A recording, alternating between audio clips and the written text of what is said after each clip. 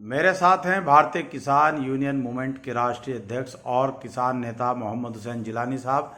मोहम्मद हुसैन जिलानी साहब से पूछेंगे कि अभी हाल ही में सुप्रीम कोर्ट में केंद्र सरकार ने एक हलफनामा दाखिल किया है और वो हलफनामा दाखिल करके सरकार ने ये कहा है कि हम भारत में जातिगत जनगणना कराने में असमर्थ हैं और ये बहुत जटिल और जोखिम भरा काम है।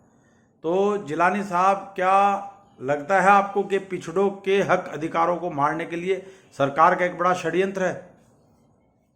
बहुत बड़ा षड्यंत्र है। अफसोस की बात है कि इस देश का प्रधानमंत्री पिछले 7 साल के अंदर जिस प्रधानमंत्री ने इतने बड़े बड़े फैसले लिए हों कि पूरे देश को लाइन में लगाने का काम किया हो, चाहे वो नोटबंदी हो, जीएसटी हो, चाहे वो ट्रिपल तलाक हो, सीए हो, चाहे 370 हो, चाहे 153A हो, इतने बड़े बड़े फैसले लेने वाला प्रधानमंत्री जातिगत जनगणना पर असमर्थता जता रहे हैं, तो ये साफ नजर आ रहा है कि ये षड्यंत्र है पिछड़ों के खिलाफ। पिछड़ों को उनका हक ना मिल जाए, ये उनके खिलाफ षड्यंत्र है। और ये षड्यंत्र अब चलने वाला नहीं है, क्योंकि अब पिछड़ा जाग चुका है और पिछड़ा अब तालीम में भी बहुत आगे निकल गया है। वो इनकी हर बात को जानता है, पहचानता है। जिलानी साहब, भारत में 1585 की लड़ाई है, यानी 85% भारत में बहुजन मूल्यवासी समाज है और 15% स्वर्ण जाति के लोग हैं और सत्ता इन्हीं के हाथ में केंद्रित रहती है। ऐसे में यदि ये जातिगत जनगणना करा दें तो पिछड़ों को इनकी वास्तविक जनसंख्या का पता चल जाएगा और ये अपने हक अधिकारों के लिए लड़ाई लड़ेंगे।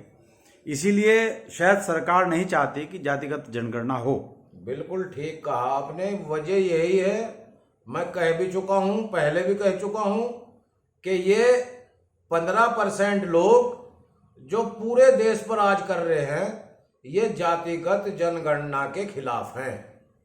और जातिगत जनगणना होने के बाद ये पिछड़ा बैकवर्ड जो है और भारत का मूल निवासी, ये सारा जाग ना जाए, ये सारा आंदोलन करने पर खड़ा ना हो जाए, इसलिए ये इन्होंने सुप्रीम कोर्ट के अंदर असमर्थता जताई है। मैं तो सीधा नरेंद्र मोदी जी से ये मांग करता हूं कि अगर वो जनगणना कराने में असमर्थ है तो उन्हें अपने पद से इस्तीफा दे देना चाहिए, क्योंकि ये इतना बड़ा काम नहीं है जो नहीं हो सकता।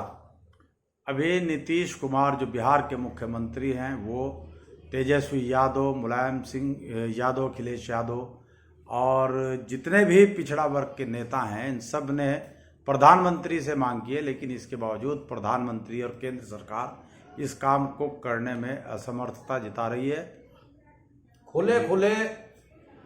खुला बेईमाना सामने आ रहा है, क्योंकि बैकवर्ड अब जाग चुका है और बैकवर्ड अब इस जनगणना को कराकर ही सांस लेगा, चाहे इसके लिए बैकवर्ड को आंदोलन करना पड़े। नीतीश कुमार इनके गठबंधन में है, वो उन्होंने भी प्रधानमंत्री से आह्वान किया कि ये जनगणना होनी चाहिए। जितने भी बैकवर्ड के नेता हैं, सबने आह्वान किया, लेकिन अफसोस की बात यह है कि आज तक इस मुद्दे पर राहुल गांधी नहीं बोल रहे, क्योंकि राहुल गांधी भी उन 15% में ही आते हैं, इसलिए वो इस जनगणना के मुद्दे पर नहीं बोल रहे, जबकि वो हर मुद्दे पर बोलते हैं। जनगणना के मुद्दे पर वो नहीं बोल रहे।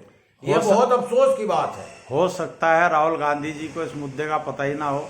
नहीं, ऐसा तो हो ही नहीं सकता, राहुल गांधी जी को पता ना हो। कांग्रेस के सांसद हैं, पूर्व अध्यक्ष हैं और उस परिवार से हैं जो इस देश पर जिसने 55 साल राज किया, 60 साल। ऐसा तो हो ही नहीं सकता उन्हें पता ना हो इतना हाईलाइट मुद्दा। ऐसा नहीं हो सकता। इसमें ये तो साजिश है, कांग्रेस भी साजिश में शरीक है। बहुत बहुत धन्यवाद जिलानी साहब।